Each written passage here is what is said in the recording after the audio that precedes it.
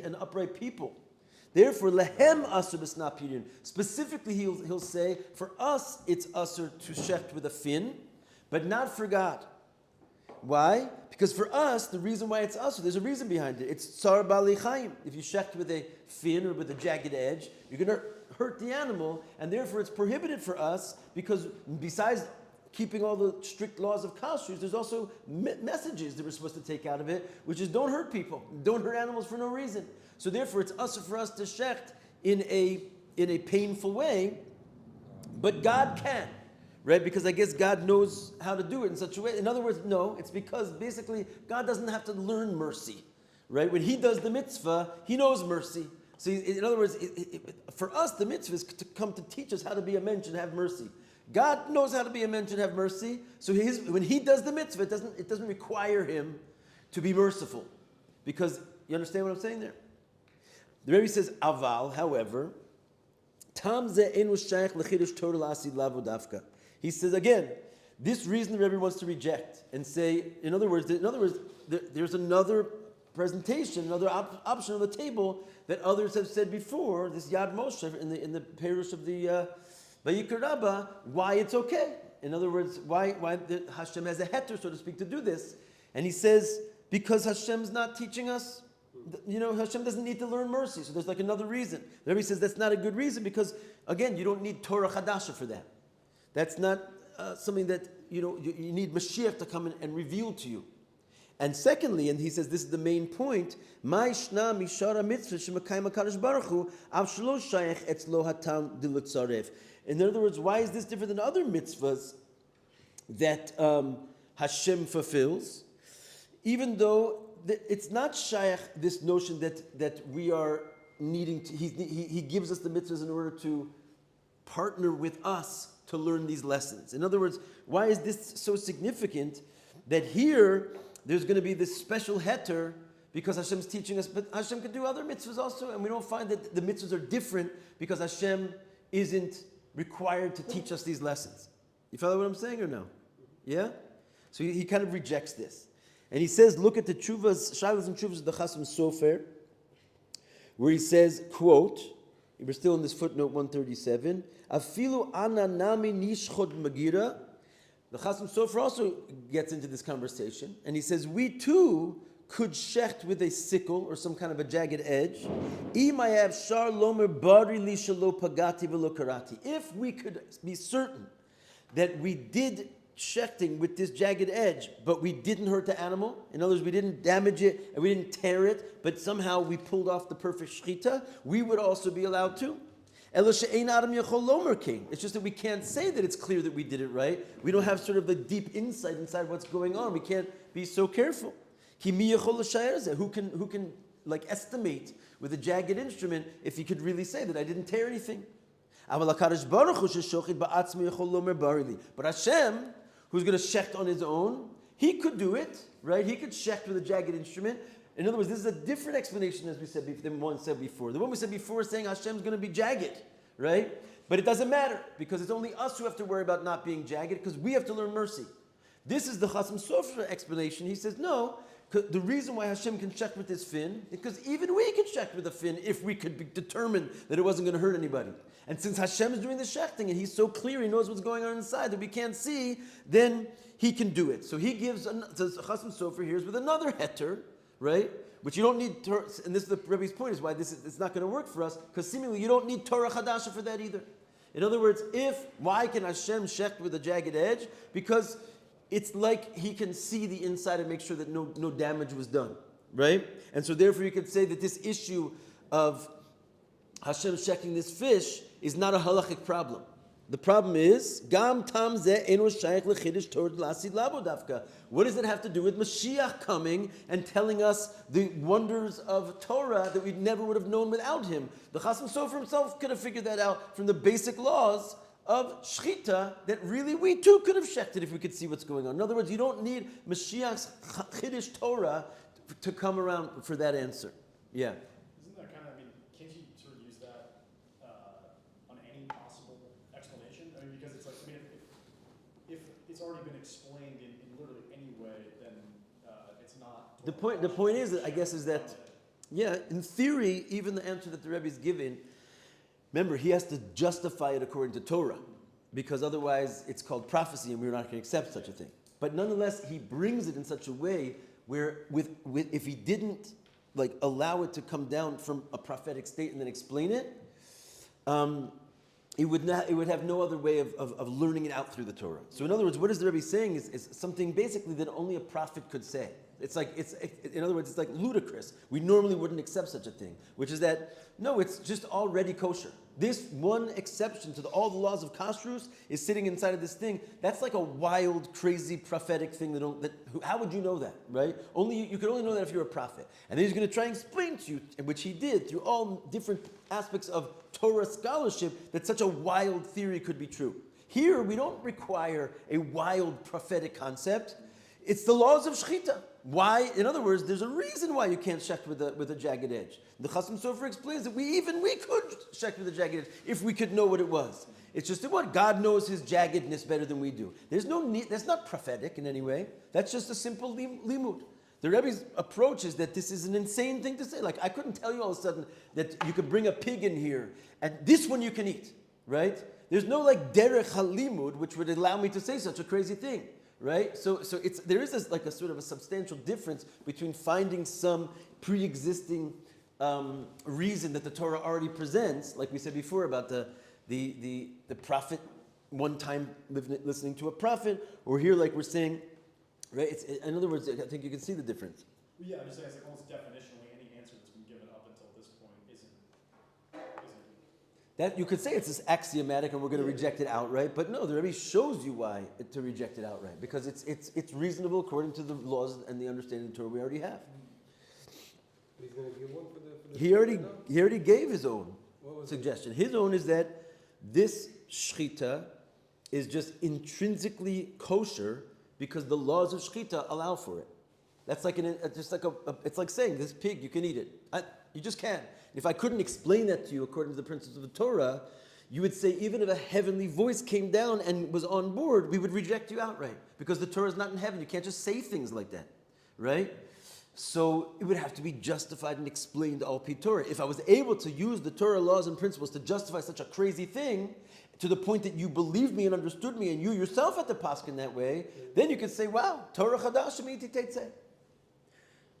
But then it wouldn't be Torah Hadasha. You could explain it, right? No, it has to be explained at the end of the day for it to be called Torah and not Nevuah. But so far it's not being explained. So far he's just saying... No, the Rebbe did explain. If you recall, that he used other Torah principles. The main one that we explained was from the Ragachavar. He used this idea that, if you remember, going back a little bit, right? But he said that why did we learn in the very pasuk that speaks about the law of shchutei chutz, that you're not allowed to offer a sacrifice outside of the Beis Hamikdash. Whoever wasn't here in the early parts of the class, this is an important piece of information, because this is like his sort of Shlomo HaMelech moment where he explains al pi Torah why this makes sense and where else you could find this in the Torah. If anyone remembers, he says this idea of shchutei chutz, that if you're going to shecht an animal outside the Beis Hamikdash as an offering, it's aser, right? And so he explains that in the very pasuk on shchutei chutz, he says, except if you're Eliyahu Navi on Har Carmel, right? So he said, why do we learn that out in the pasuk about shchutei chutz? Seemingly, that's kosher and permissible because of a pasuk we learned right before there, the Indian of a prophet that can come and tell you a horat shah, right? So he says because it's not part of the pasuk of horat shah. It's part of the laws of shchutei chutz, that you cannot offer any animal outside the Beis Hamikdash except this one. So he showed us that there's this weird thing that certain Torah laws come with an exception to the rule. And then he explained the same thing in a few other areas. He said regarding the Shabbos laws, that you're not allowed to offer up an animal on Shabbos, it's not called breaking Shabbos. In the laws of Shabbos, there's like an exception to the rule. And he gave us a few other examples, which all of a sudden, that is like an application for there being an exception. Now, the only problem is no one ever knew there was such an exception to the rule in Shechita, right? So to like discover one of those things, and mind you, more than that, the Torah about the heter of the shchita in the Shur Abar case, it's defined as Torah Hadasha Miti Teitzeh, right? So we have to find some kind of a novel answer that was never been given before in order to justify that it should have such a title that this is the Torah Hadasha. Which means basically it has to be some kind of exception to the rule. Now they're going to say there's such a thing as an exception to the rule already. It's true, in other words, because he has to explain to you why such a thing makes sense. But it's kind of a wild theory out of nowhere just to suddenly decide, in other words, that this one random thing is kosher. In other words, if I didn't just tell you a few examples a minute ago, you would have said you're a nutcase. You're not allowed to do that. So that's the thing. He like Shlomo HaMelech to you. He just like made it totally rational. From what I understand, he's trying to practically show each aspect, the fact that it has to be a man doing the shechting, and then the fact that it has to be a fin doing it. And in the example of the fin, we're giving like the detailed aspect of what it is that makes it okay. So in that regard, if we said already that it's not because Hashem is trying to be very precise, and it's not because even if he's not precise, he doesn't have his rachamim, then is there something in there that the Rabbi actually explains on that level of detail why it's permissible for him to do the shechting? I didn't understand what you said. Like within that aspect, within the detailed aspect of why, if we're posing the question of the fin, and that's problematic because it can either not be sharp enough, right? Or it's just like not sharp enough. I see what you're saying. In other words, he doesn't address that because I guess he doesn't have to. It doesn't matter. Right, so that's what I mean. So right? he's not explaining it in that detail. No. Okay, it's just kosher. It might be you could look at it. You could add those reasons on. Because Hashem doesn't have to be have rachmanis because it's not shy to him, or Hashem is having rachmanis that we can't see. But that's not the reason why it's kosher. Okay. The reason why it's kosher is just because it is. It's part of the law. Okay. But he's not coming to explain the why it's kosher on a detailed aspect that we can understand. It's just more of like a cloud of like this is him and it's intrinsically in the kosher. Yeah, that's why it's called Torah Hadasha. Otherwise, it would already have its previous heter. Fine. It was a tough footnote, but you did well. Let's go on inside. Okay, we'll get a little bit less complicated and detailed. So he says, fine. So just like we said regarding the knife, so to the shechter, it's part of the mitzvah to begin with that we never knew about, that God shechs this one. Last little 2 lines on the first paragraph, page 191, column 1. Ubir hatam sheshchitasu shel Kadosh Baruch Hu einer k'shchitas ha'adam al pi dinei Torah. Right now he does get into the point Rafi was making. What's the reason why Hashem's shchita does not have to be like man's shchita in accordance to the laws of Torah? Because again, we can't just say God did it. Because and sort of hang this on some kind of a prophetic state. We have to also explain why God's shchita would be mutter in this case. Av shemagi devarav liyakov, right? Even though there's a general principle, right, that we learn out from the verse, magi devarav liyakov. What is that? What do we learn from there? It says he tells his words to Yaakov. Meaning what?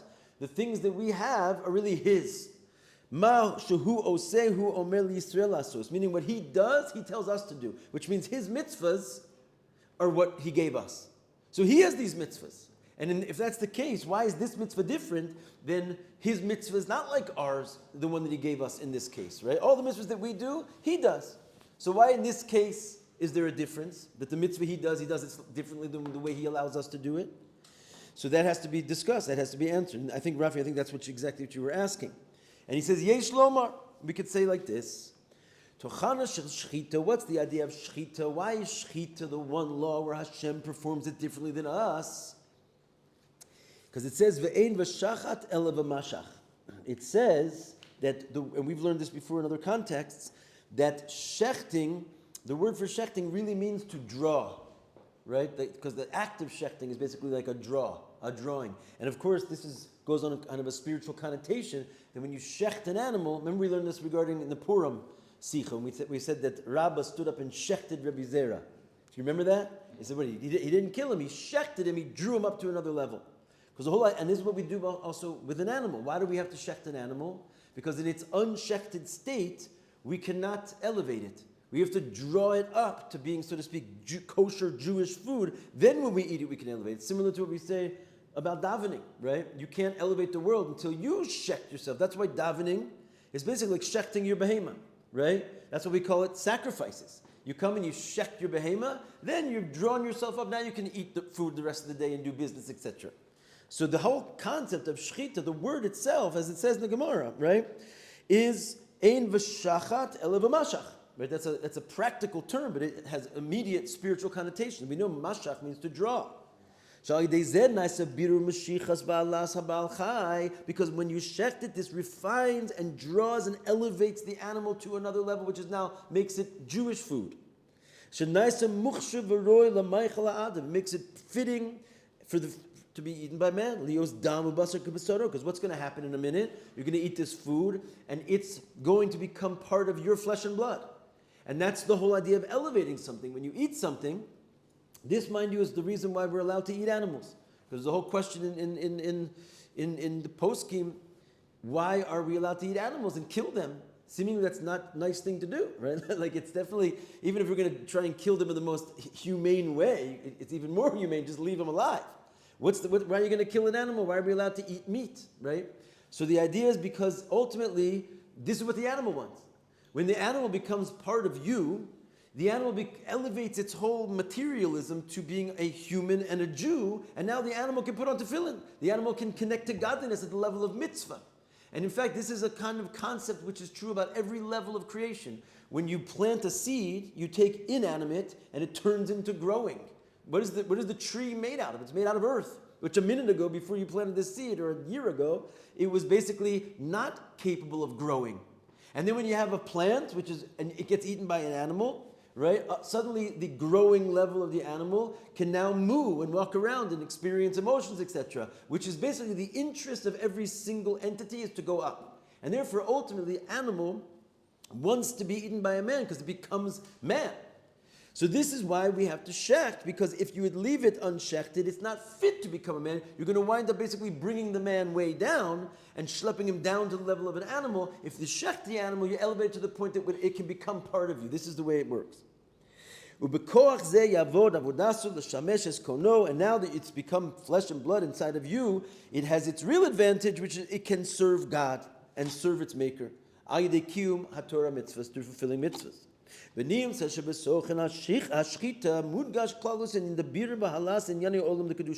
does it come down to? Why is this mitzvah unique from all the other mitzvahs? And it's called the Torah Hadasha, and Hashem has a special heter specifically for this one, because the whole concept is emphasizing the idea of elevating the world and all matters in the world to Kedusha.